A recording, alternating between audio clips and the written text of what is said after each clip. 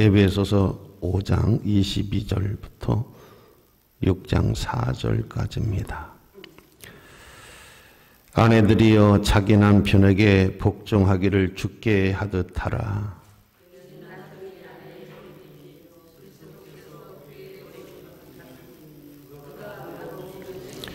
그러므로 교회가 그리스도에게 하듯 아내들도 범사에 자기 남편에게 복종할지니라.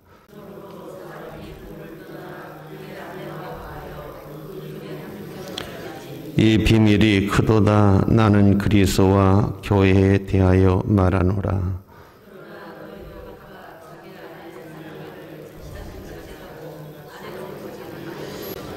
자녀들아, 주 안에서 너희 부모에게 순종하라. 이것이 옳으니라.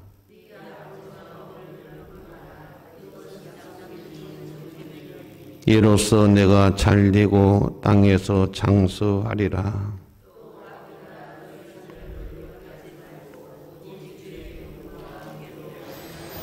아멘. 오늘 에베소서 5장 22절로 6장 4절까지 말씀을 중심으로 해서 이렇게만 하면 그런 제목으로 은혜의 말씀을 나누고자 합니다. 5월을 가리켜서 우리는 계절의 여왕이라고 합니다. 또 5월을 가리켜서 우리는 가정의 달이라고 이렇게 합니다. 5월만큼 좋은 달도 없지 않나 싶어요. 계절적으로 참 꽃이 만발하고 산천초목이 잎이 파릇파릇 돋고, 그래서 5월달은 참 좋은 일들이 많지요. 어린이날, 어버이날, 스승의날, 여러 가지 그런 행사들이 참 많고 좋은 그런 일들이 많은 달이기 때문에 그러한 것이죠. 여러분 가정이 잘 되기 원하시면 아멘. 여러분 가정이 잘 돼야 될 줄로 믿습니다. 교회에서 상당히 속을 썩이는 교인들을 조사해 봤더니 가정생활이 원만하지 않더라. 가정생활이 원만하지 않은 사람들, 가정이 행복하지 않은 사람들은 교회를 와도 속을 썩이더라. 그런 통계가 나와 있습니다. 학교에서 문제를 많이 일으키는 학생들을 조사를 해보면 대체적으로 가정에 문제가 많더라. 부부 관계가 원만하지 못한 그런 가정의 자녀들이 학교 와도 상당히 문제를 일으키고 상당히 문제가 되더라. 그런 통계가 나와 있습니다. 그래서 가정이 잘 되고 가정이 행복해야 자녀들도 공부를 잘 하게 되어지고 마음이 안정되기 때문에 집중할 수가 있지 않나 싶습니다. 가정이 편안하면 교회 와서 예배를 드릴 때도 편안한 마음으로, 가정이 좀 불안전하면 교회를 가나 직장을 가나 사업을 하나 무슨 일을 하든지 좀 불안하고 늘 마음이 기쁘지 않기 때문에 사업이나 또 여러 가지 직장생활이나 이런 일에 문제가 생기지 않나 그렇게 생각을 가져봅니다. 그래서 가정이 상당히 중요하다는 것을 우리가 좀 인식했으면 좋겠어요. 우리가 돈 버는 것도 중요하고 성공하는 것도 중요하지만 그거보다 더 중요한 것이 가정이다. 가정이 가장 중요하다라고 우리가 가정의 중요성에 대해서, 그래서 우리가 좀 가정 중심으로 사는 것이 좋지 않을까. 유학까지 한 어떤 형제가 좋은 직장을 구할 수가 있었는데, 연봉을 많이 주는 직장을 구할 수가 있었는데 그는 연봉을 많이 주는 직장을 포기를 했어요. 그리고 하루에 근무를 몇 시간 안 하는 상당히 연봉이 낮은 큰 회사를 들어가서 받는 연봉 반도 안 되는, 한 달에 한 300만 원이 좀 안 되는 그런 회사를 들어갔어요. 그 이유는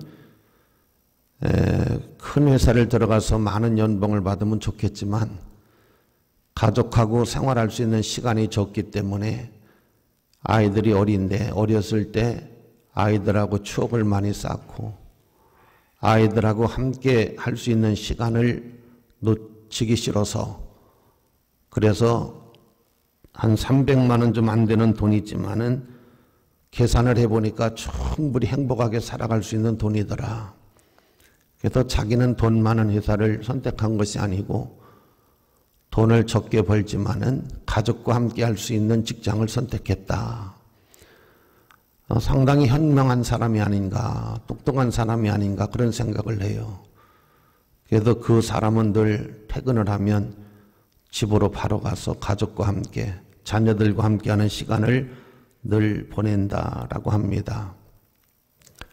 이름을 대지는 않겠습니다만은 유명한 연예인인데 나이가 팔순을 바라보는 나이가 됐는데 연예인 생활을 50년을 했다고 해요.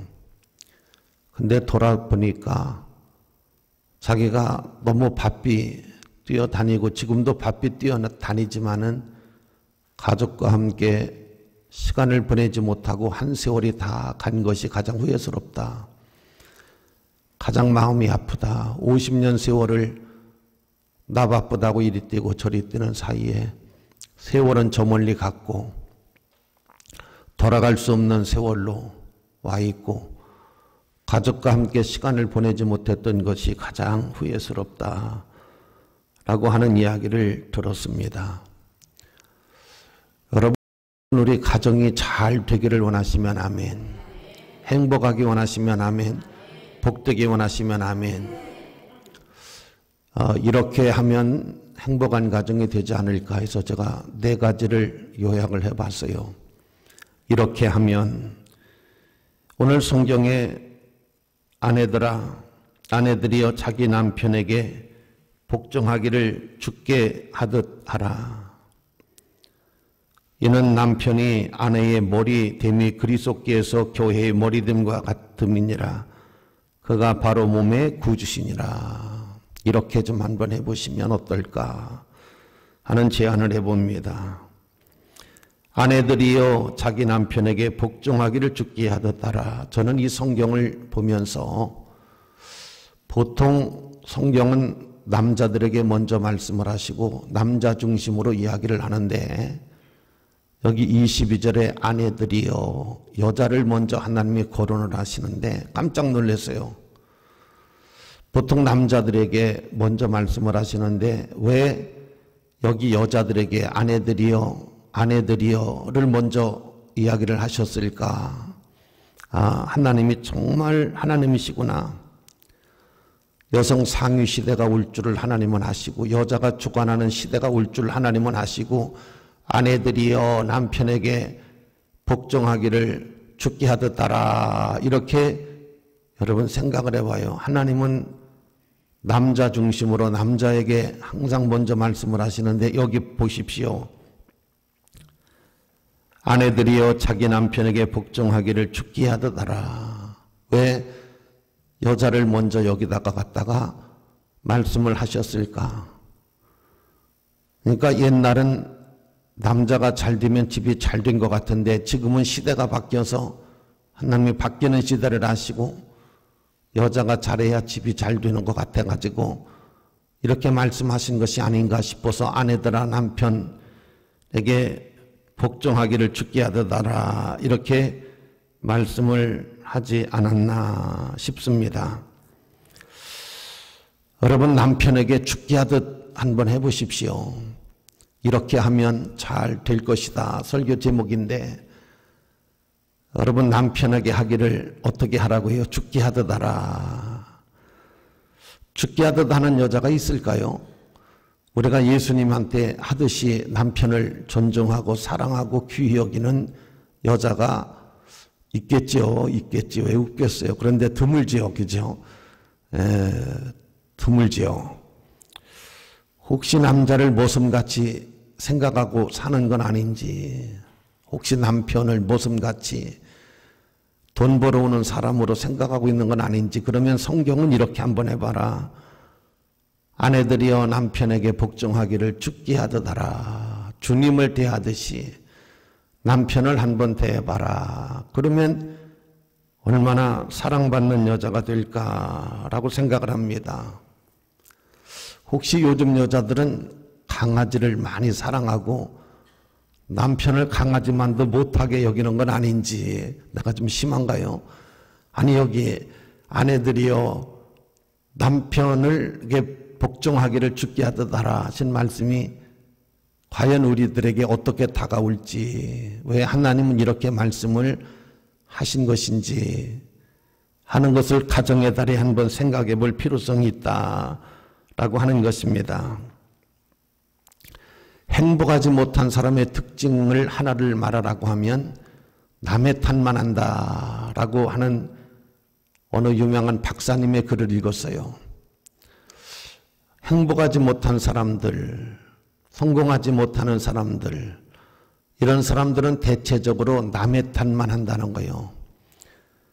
여러분 혹시 살면서 남편 탓만 하고 사는 것은 아닌지, 여러분 좀 어리석은 것 아닐까 그런 생각을 가져봅니다.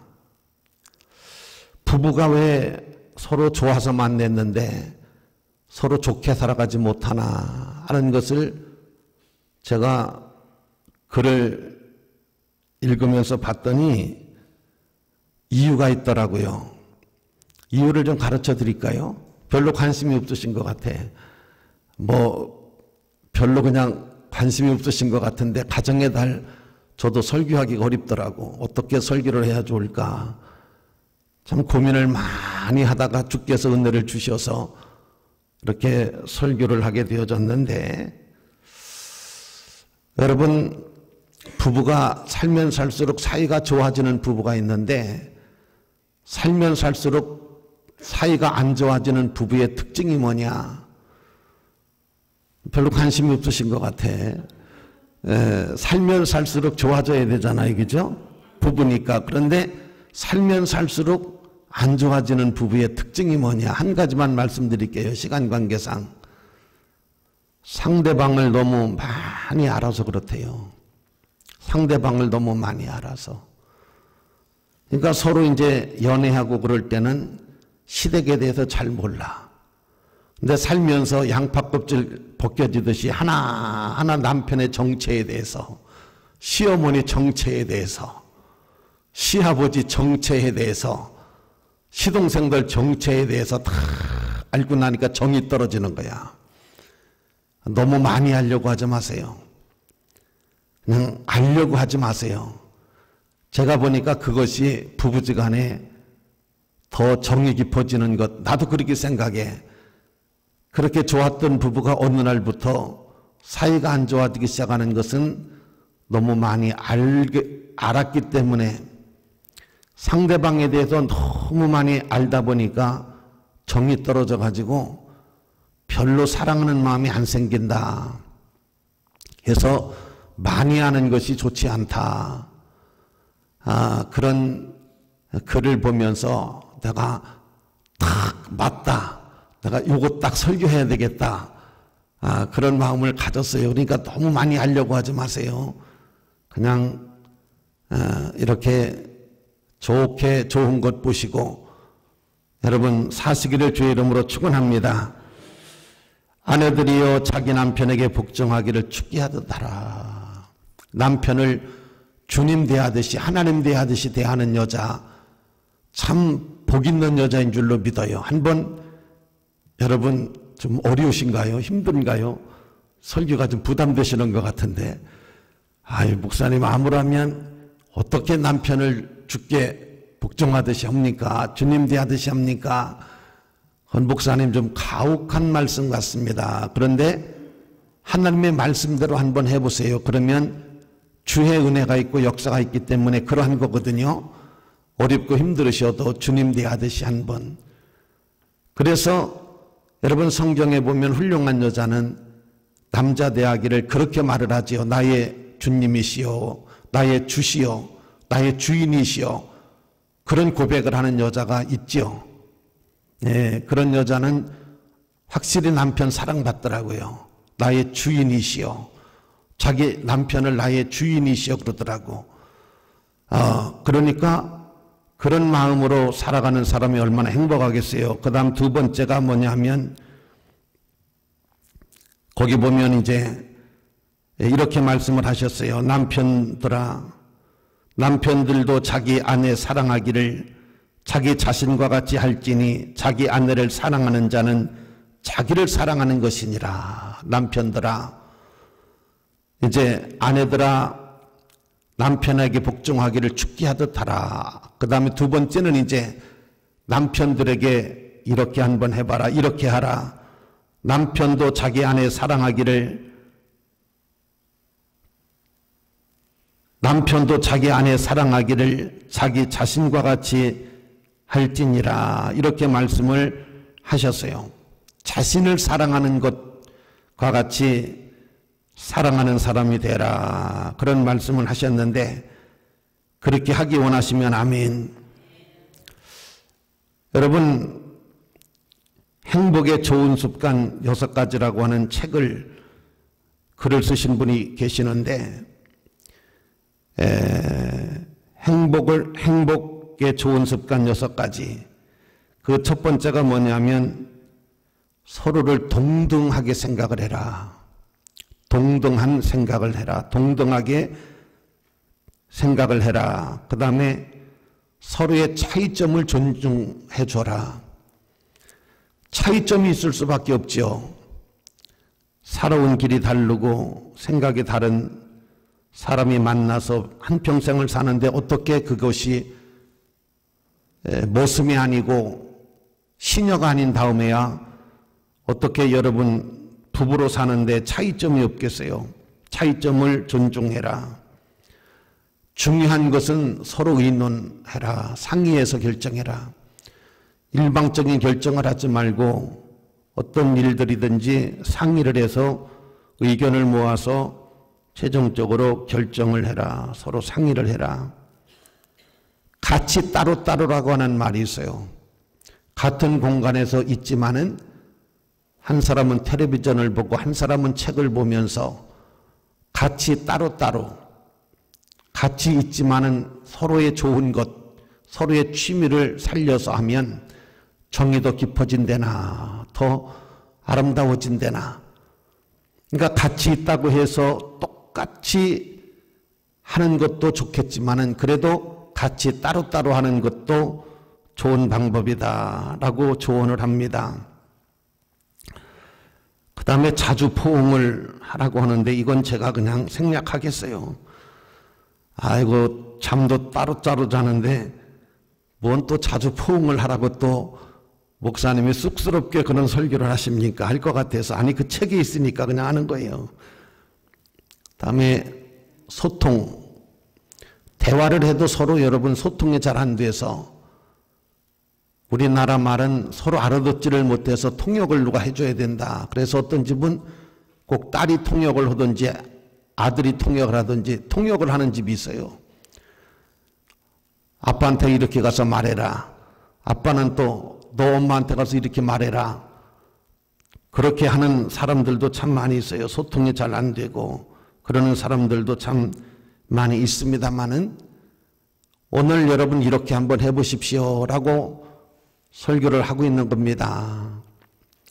아내들이여 남편에게 복종하기를 죽게 하듯 하고 남편들아 아내 사랑하기를 자신을 사랑하듯이 하라. 그렇게 말씀을 하고 계시는데 여러분 한번 그렇게 해보십시오. 그래서 좋은 가정, 행복한 가정 되시기를 주의 이름으로 축원합니다. 사랑의 조건이 여러 가지가 있겠습니다만은 우리가 처녀총각이 아니고서야 여러분 가장 귀한 사람으로 생각하고 고마운 사람으로 생각하고 이쁜 사람으로 생각하면 좋지 않을까 그런 생각을 가져봅니다. 여러분 제가 이런 이야기를 듣고 깜짝 놀랐어요. 어떤 부부가 살다가 무슨 일로 이혼을 했는지는 모르지만 이혼을 했어요. 그런데 이혼을 하고 얼마의 시간이 몇 년의 시간이 지나고 난 다음에 부인으로 있던 여자가 암이 걸려서 병원에 입원을 했는데 아무도 돌봐주는 사람이 없더랍니다. 자식도 외면을 하고 일가 친척도 외면을 하는데 이혼했던 남자가 와가지고 병간호를 해주더래요. 야, 살 때는 그런 걸 못 느꼈는데 왜 헤어지고 났는데 와서 병간호를, 그 어려운 병간호를 해주나. 참 너무 고맙고 이런 면도 있었나. 살 동안에 보지 못했던 이면적인 것을 보게 되어졌고 참 고맙고 감사하더랍니다. 그래서 이제 항암 치료를 하고 수술을 하고 몇 달 동안 그렇게 간호를 받았는데 퇴원해서 병원비를 정산하려고 가봤더니 누가 병원비를 다 정산을 했다라는 거예요. 그 누가 했나 하고 알아봤더니 이혼한 전 남편이 병원비를 다 내줬더라는 거예요. 아유, 고마운 남편이지. 이제 감동을 못 받으시네. 별로 은혜가 안 되시는 것 같아. 아, 그래서 그 여자가, 야, 그래도 이혼은 했지만은 자식보다도 일가 친척보다도 이혼은 했지만 그래도 남편이 최고다. 그렇게 너무나 고맙게 생각을 하고 있던 찰나에 친구들이 이참에 다시 결합해라 그랬더니 그건 싫다고 팔팔 뛰더랍니다. 고마운 건 고마운 건데 같이 사는 건 싫다고 하더래요. 그 얘기를 듣고 약간 저도 좀 충격적이더라고. 여러분 어떻게 생각하세요? 행복한 가정이 되기 원하시면 이렇게 한번 해보시는 게 어떨까요? 아내들아, 남편에게 복종하기를 죽게 하듯 하고, 남편들아, 아내를 사랑하기를 너를 사랑하는 것 같이 한번 해봐라 하신 말씀을 여러분 성경에 있으니까 한번 도전해 보시고 실천해 보시어서 행복하기를 주의 이름으로 축복합니다. 그 다음 세 번째 이렇게 한번 해봐라 하는 것이 뭐냐면 자녀들아 부모에게 순종하라 이것이 옳으니라. 자녀들아 주 안에서 내 부모에게 순종하라 이것이 옳으니라. 내 아버지와 어머니를 공경하라 이것은 약속 있는 첫 계명이니 이로써 내가 잘되고 땅에서 장수하리라. 이런 말씀을 하셨습니다. 여러분 자녀들아 부모에게 순종하고 부모를 공경하라. 효도하라. 쉬운 말로 이야기하면 공부 잘하는 것도 참 효도하는 거고 요즘은 취업 잘하는 것도 효도하는 거고 장가 빨리 가는 것도 시집 빨리 가는 것도 요새는 참 효도하는 게 아닌가. 요새는 옛날하고 달라져 가지고 대학 들어가서 애인이 생기면 빨리 축하를 해줘야 돼요. 옛날 같으면 연애하면 안 된다 그랬는데 지금은 말릴 것이 아니라 자녀들이 좋은 짝이 있으면 빨리 시집장가 가는 것도 큰 효도가 아닐까 그런 생각을 가져봅니다. 사랑하시는 성도 여러분, 자녀들아 부모에게 순종하라 이것이 옳으니라 효도하라 그런 말씀입니다. 자녀가 부모에게 용돈을 드리는 것도 중요하고 여러 가지가 중요하지만 여러분 가장 중요한 것은 자녀가 약간 부모를 좀 무시하는 듯하면 상처가 크죠. 사람은 존중히 여기는 그런 마음, 귀하게 여기는 마음이 서로가 있어야 사람이 살는 맛이 나지.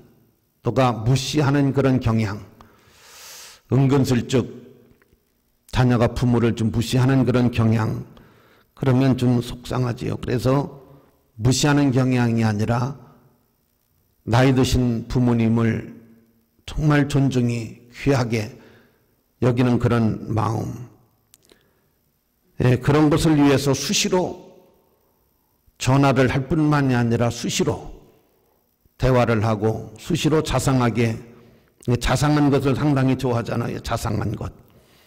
상당히 자상한 것은 사람을 누구든지 다 좋아해요. 사람들이 가장 좋아하는 사람은 항상 미소가 있는 사람이라고 합니다. 사람을 보면 웃어주는 사람, 미소가 있는 사람은 상당히 사람들이 좋아한다고 하는데 오늘 예배 드리시는데 미소가 없네요. 얼굴이 굳으셨어. 아니, 미소가 있는 사람을 참 좋아한답니다. 제일 좋아하는 사람은 웃음이 있는 사람, 웃어주는 사람이 그렇게 좋다는데, 그 다음에 아마 두 번째 좋은 사람이 자상한 사람이 아닐까 싶어요. 자상한 사람. 어떻게 보면 이제 출근하고 돌아오는 남편에게 오늘 무슨 일이 있었냐고 묻기가 그렇잖아요. 묻기 전에 자상하게 오늘 아무 일도 없이 기쁘게 갔다 기쁘게 왔다고 하면 얼마나 좋아하겠어요. 아니면 오늘 좀 그런 짜증나는 일이 좀 있었다 그러면 이 양반이 짜증이 내서 내가 시원한 냉면이라도 한 그릇 사줘야 되겠구나, 열시키라고. 좀 이런 것이 좀 서로가 순발력, 제스처가 있는 그런 것이 필요하지 않을까 싶습니다. 자녀들에게 말씀을 하고 있습니다. 부모에게 순종하고 효도하라. 그래야 네가 땅에서 잘 된다 하시는 말씀입니다. 그렇게 한번 해보십시오. 자상하게. 여러분, 아름답게 부모를 대하는, 정말 기쁘게 웃음으로 대하는, 자상하게 대하는 그런 것이 효도가 아닐까 싶습니다. 그 다음 마지막으로 이렇게 한번 해봐라 하시는 말씀이 뭐냐, 부모들에게 하시는 말씀입니다. 이제 자녀들에게, 아내들에게, 남편들에게, 가정에 있는 식구들에게 다 한 말씀씩 하셨는데 마지막으로 부모에게 하신 말씀이 뭐냐, 자녀를 노엽게 하지 말아라, 열받게 하지 말아라. 어떤 사람이 이런 고백을 합디다. 내 인생이 이렇게 비극적인 인생이 된 것은 학교 다닐 때 집이 가난해서 등록금을 내지 못했는데 선생님이 자기를 부르더니 도둑질이라도 해서 돈을 가져가 와라. 그 말에 이 학생은 너무 충격을 받았다고 합니다. 어떻게 선생님이 도둑질을 해서 등록금을 가져오라고 할 수 있을까? 그 말 한마디에 이 학생은 충격을 받아서 빗나가기 시작했고 교도소를 자기 집 들락날락거리듯이 선생님의 말 한마디가 한 인생을 짓밟아버리고 한 인생을 망쳤다고 하면 오늘 하나님의 말씀이 맞습니다. 부모들아, 자녀를 노엽게 하지 말라. 옛날은 자식이 좀 속을 썩이면 빌어먹을 놈, 망할 놈의 자식. 또 무슨 말을 했던가요? 그래서 빌어먹는 사람이 참 많았고 망하는 자식들이 참 많았어요. 근데 요즘은 부모들도 상당히 많이 배우고 교양이 있어서 절대 그런 말은 안 하죠. 뭐라면 자식이 속을 썩인다고 할지라도 어떻게 그렇게 말을 하겠어요, 그죠? 여러분, 연어라고 하는 물고기 있잖아요. 연어를 아세요? 연어? 연어는 알을 엄청나게 많이 낳아요. 그리고 알을 낳고 힘이 들어서 지쳐서 거기서 쓰러져 죽습니다. 그래서 알에서 부화한 새끼 고기들이 기력이 없어요. 먹고 살 수 있는 기력이 없어요. 그러면 죽어있는 자기 엄마를 뜯어먹어요. 그리고 성장을 합니다. 그리고 멀리 바다에 가서 살다가 다시 돌아와서 알을 낳으면 역시 자기 엄마 물고기가 자기에게 온몸을 내어주고 갔듯이 자기도 온몸을 내어주고 갑니다. 정말 연어를 아시면 여러분, 어떤 자녀라도 기쁘게 노엽게 하지는 않지 않을까라고 합니다. 그런데 여러분, 가물치라고 하는 물고기가 있는데 이 가물치는 어떻게 하느냐, 새끼를 낳다 보면 너무 힘이 들어서 눈이 먼다고 해요. 그러니까 새끼를 낳아놓고서 눈이 멀어가지고 사냥을 못하는 거예요. 물고기를 잡아먹지 못하는 거예요. 그러면 새끼 가물치들이 한 마리 한 마리씩 자기 엄마 입으로 들어간답니다. 그러니 엄마가 새끼를 한 마리 두 마리 먹고 기력을 회복하고 눈을 뜰 때는 자기가 낳은 새끼 거의 다 먹고 몇 마리 안 남았다고 그럽니다. 여러분 좀 감동적이지 않으세요? 연어와 가물치를 않는 부모라고 하면 자녀를 어떻게 노엽게 하겠어요? 그러니까 아무리 화가 나고 아무리 힘이 들어도 성경은 자녀를 노엽게 하지 말고 위로해주고 비전을 주고 칭찬해주고 달래고 인내하고 절대 자녀는 노엽게 하지 마라. 그 앞길이 크게 환난의 길로 갈 수 있기 때문에 그러한 것입니다. 가정의 달을 맞이해서 오늘 여러분 예수님은 우리에게 예배소 교회의 말씀을 통해서 네 가지의 말씀을 네 분들에게 말씀을 주셨어요. 가정에서 가장 중요한 아내들에게, 남편들에게, 또 부모에게, 자녀에게. 아마 이렇게만 하면 정말 행복한 가정 되지 않을까, 좋은 가정 되지 않을까. 한번 여러분 이 말씀을 집에 가셔서 다시 한번 묵상하고 읽어보시면서 아내들아, 남편에게 복종하기를 주께 하듯하고 남편들아, 아내 사랑하기를 너를 사랑하는 것 같이 하고 귀히 존중히 여기고, 자녀들아 부모를 노엽게 하지 말고 공경하고, 부모들아 자녀를 노엽게 하지 말고 화나게 하지 말고 열받게 하지 말고, 부모니까 잘 타일르고 격려하고 위로해주고 꿈과 소망을 줘서 잘 자라날 수 있는 복된 자녀가 될 수 있는 그런 길을 열어주는 부모가 되라 하신 말씀을 기억하시고, 모쪼록 결론은 여러분 가정이 잘 되시기를 축복합니다. 여러분 가정이 잘 되시기를 주의 이름으로 축원합니다. 자녀도 잘 되시기를 축복하고, 부모도 잘 되시기를 축복하고, 부부도 잘 되시기를 주의 이름으로 축원합니다. 행복한 가정 되시길, 좋은 가정 되시기를 축복합니다.